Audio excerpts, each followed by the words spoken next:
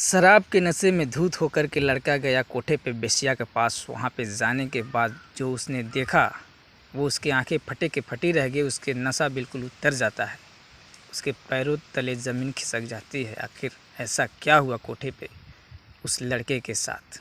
तो बने रहिए आप मेरे इस कहानी में। मैं सब बातें, पूरी घटना एक एक करके आपको बताने जा रहा हूँ। दिल्ली में एक कंपनी होती है टाइल्स वगैरह की। उस कंपनी में बहुत से लोग काम कर रहे होते हैं। उसमें कुछ बिहार के भी थे, कुछ उत्तर प्रदेश के भी थे। वैसे ही एक लड़का बिहार से था उसमें, जिसका नाम था रिंकू, और वो बहुत दिनों से उस कंपनी में काम कर रहा होता था।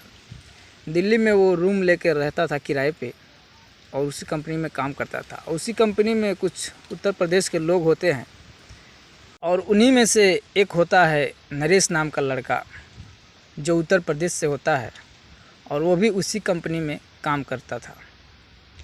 नरेश के वहाँ फैमिली भी रहता था दिल्ली में। उसके माता पिता और उसके एक बहन भी थी, जो कि किराए के कमरे में ही वो लोग भी रहते थे। उससे नरेश और रिंकू, ये दोनों की अच्छी दोस्ती हो जाती है उस कंपनी में काम करते करते। नरेश के साथ कभी कभी रिंकू उसके घर भी चला जाता था नरेश के, क्योंकि रास्ते में ही नरेश का घर पड़ता था। जो रूम था उसका रास्ते में होता था। तो कंपनी से जब छुट्टी मिलती थी तो कभी कभी रिंकू नरेश के घर भी चला जाता था और उसके माता पिता से भी मिल लेता था।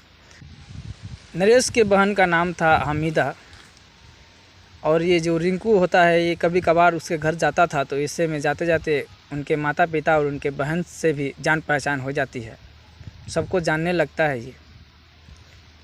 और ये जो रिंकू नाम का लड़का होता है बिहार से, ये वहीं पे दिल्ली में ही किसी लड़की से प्यार करने लगता है।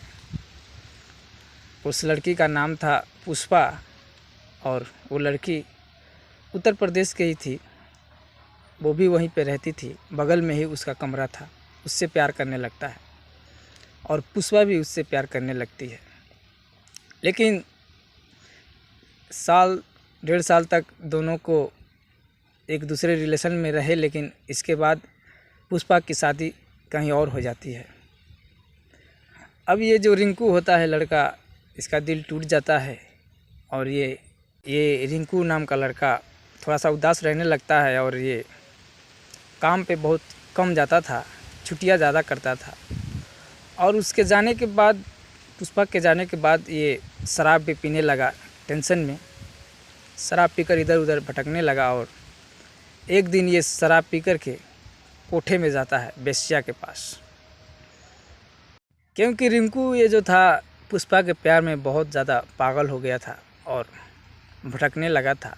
उससे मिलना चाहता था, इधर उधर जाता था। और एक दिन ये कोठे पे चला जाता है और कोठे पे जाने के बाद वहाँ पे जो दलाल बैठती है बाहर, उससे कहता है कि मुझे पुष्पा नाम की लड़की से मिलना है। तो वहाँ के जो दलाल होती है वो कहती है कि पुष्पा नाम की लड़की तो इसमें बहुत हैं, आपको किससे मिलना है, पहले अपना फीस जमा कराइए। उसमें 900 रुपये फ़ीस जमा कर देता है। 900 वो मांगती है दलाल, 900 ये जमा कर देता है। उसके बाद इसको अंदर ले जाया जाता है और एक पुष्पा नाम की लड़की को बुलाया जाता है। रिंकू से कहा गया कि 6 नंबर रूम में जाओ, वहीं पे पुष्पा नाम की लड़की है। जब 6 नंबर रूम में जाता है, दरवाजे खोलता है तो उसमें देखता है एक पुष्पा नाम की लड़की बैठी होती है और वो अपना दुपट्टे से अपना मुंह ढक के बैठी होती है। ये शराब के नशे में था बिल्कुल। ये जाता है उसके पास, बैठता है और उससे कहता है कि देखो पुष्पा, तूने मेरा दिल तोड़ दिया। मैं तुमसे बहुत प्यार करता था, लेकिन तूने मुझे धोखा दिया है। इसके लिए कोई बात नहीं। और भी कुछ किस्से, कुछ कहानियाँ अपने प्यार के सुनाता है वहाँ पे उस लड़की से। और उसके बाद वहाँ से वो चल देता है। उसको जब वहाँ से चलते हुए देखी वो लड़की पुष्पा, तो कहती है, साहब रुको, अभी कहाँ जा रहे हो? अभी तो आपने कुछ किया भी नहीं, मेरा चेहरा भी नहीं देखा। तो ये रिंकू जो होता है कहता है कोई बात नहीं, मैं चेहरा देखने नहीं आया हूँ, बस अपनी दास्तानें सुनाने आया था जो मेरे साथ तुमने किया है। तो वो जो पुष्पा नाम की लड़की उसमें होती है, वो कहती है कि साहब मैं वो लड़की नहीं हूँ। तो ये कहता है कि कोई बात नहीं, तुम चाहे जितना झूठ बोलो, पुष्पा तो तुम ही हो। फिर उसके बाद ये लड़की कहती है कोई बात नहीं, आपके नज़र में अगर मैं आपके पुष्पा हूँ तो आप कुछ देर और यहाँ रुक जाइए, क्योंकि अभी आप जाएंगे तो जो बाहर दलाल बैठी है वो मेरे से नाराज़ हो जाएगी और कहेगी कस्टमर इतने जल्दी नाराज़ होकर कैसे चला गया, कहीं आपका पैसा वापस कर देंगे तो मेरा पगार कट जाएगा। तो ये रिंकू कहता है कि कोई बात नहीं, मैं उनसे जो पैसा दिया हूँ वो नहीं लूँगा, मेरा इतना ही समय था, कहने के लिए मैं आया था और मैं कुछ करने नहीं आया था, वो पैसा आप ही लोग का हो गया। और वो चला जाता है रिंकू वहाँ से।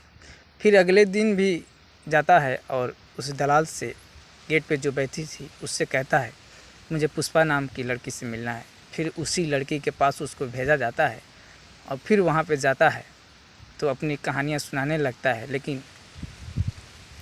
लेकिन अगले दिन वो लड़की अपने मुंह पे दुपट्टा नहीं रखी थी, बिल्कुल खुले बैठी थी, लेकिन तब भी उसकी ओर नहीं देख रहा था रिंकू, अपनी कहानी सुनाने जा रहा था बस। और वो लड़की कहती है कि एक बार प्लीज़ मेरे तरफ देख तो लो। तो जब ये रिंकू उसकी ओर देखता है तो हैरान रह जाता है। जब ये देखता है तो इसको समझ में आती है कि ये तो हामिदा है, मेरे दोस्त नरेश की बहन। फिर ये पूछने लगता है कि तुम यहाँ कैसे। तो वो बताने लगती है कि मुझे किडनैप करके यहाँ पे लाया गया है और मैं यहाँ से निकलना चाहती हूँ। और वो कहती है कि कल भी आप आए थे लेकिन आप मेरे ओर देखे नहीं और मेरे सुनने की कोशिश भी नहीं किया और आप बहुत जल्दी कल चले गए। मैं कल ही बताने वाली थी कि मैं हमीदा हूँ और मेरा नाम यहाँ पे पुष्पा रख दिया गया है। अभी इन दोनों को इतनी ही बात हुई, तब तक के दलाल जो रहती है उसमें मेन, वो दौड़ी दौड़ी आती है और चिल्लाने लगती है कि सभी लड़कियां पीछे दरवाजे जो है उससे बाहर भाग जाए, बाहर निकल जाए, क्योंकि पुलिस ने छापा मारी है। और सबको उधर से भगा देती है और साथ साथ वो जो हामिदा नाम की लड़की होती है वो भी पिछले दरवाजे से बाहर भाग जाती है और साथ ही साथ ये भी लड़का जो रिंकू होता है ये भी भाग जाता है वहाँ से। वहाँ से जाने के बाद रिंकू सीधा जाता है अपने दोस्त के यहाँ और नरेश से जाकर के सभी बात बताता है और पूछने लगता है कि तुमने पहले क्यों नहीं बताया कि तुम्हारी बहन किडनैप हो चुकी है। तो नरेश कहता है कि तू तो ड्यूटी पे भी नहीं आ रहा था कुछ दिनों से, मैं अकेले परेशान था, मैं भी ड्यूटी पे नहीं जा रहा था और अपनी बहन को ढूंढ रहा था कई दिनों से। फिर ये रिंकू नरेश से कहता है कि कोठे पे जाना और वहाँ जाकर के कहना कि मुझे पुष्पा नाम की लड़की से मिलना है, तभी वो हमीदा से मिलाएंगे, क्योंकि वहाँ पे हमीदा का नाम पुष्पा रख दिया गया है।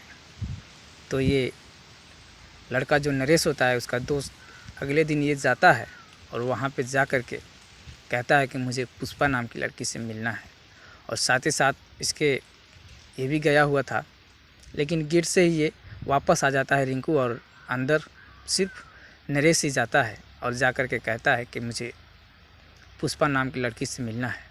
फिर उसी रूम में वहीं पे उसको भेजा जाता है और जा कर के देखता है तो उसकी बहन वहाँ पे हमीदा मिली और वो उससे गले लिपट करके रोने लगती है, कहती है भैया मुझे बचा लो। तो इसने सब बताता है कि यहाँ पे रिंकू आया था। तो कहती है हाँ। तो हमीदा रो रो कर अपने पूरा बात बताने लगती है और मम्मी पापा का हाल पूछने लगती है। तभी थोड़ी देर में ये जो होता है रिंकू ये पुलिस को लेकर के कोठे पे पहुँच जाता है और छापा वहाँ पे लग जाती है पुलिस की। उसके बाद पकड़ा जाता है वहाँ के दलाल को और वहाँ की सभी लड़कियों को छुड़ाया जाता है। और साथ ही साथ ये नरेश अपनी बहन हमीदा को लेकर के अपने घर आता है। तो दोस्त ने अपनी दोस्ती निभा दिया, ऐसे में क्या कहना है। चाहे शराब के नशे में ही क्यों ना गया हो, लेकिन उसने अपनी दोस्त के बहन की इज्जत बचा लिया उसने। तो इसके लिए आप क्या कहेंगे और आप कहाँ से हैं, आप वीडियो मेरे देख रहे हैं, कहानी को सुन रहे हैं, तो आप बहुत अच्छे हैं, भगवान आप सबको हमेशा खुश रखें। ऊपर वाले से मैं यही प्रार्थना करता हूँ, जो भी मेरी कहानी सुनते हैं, मेरे चैनल पे आते हैं, सब्सक्राइब करते हैं, वीडियो को लाइक करते हैं, भगवान उनके सभी कष्ट दूर कर दें, ऊपर वाले उनके रक्षा करें। तो आप कहाँ से हैं, बस आप इतना कमेंट करके बता दीजिएगा। मैं अगले वीडियो में आप सभी का नाम लेने वाला हूँ।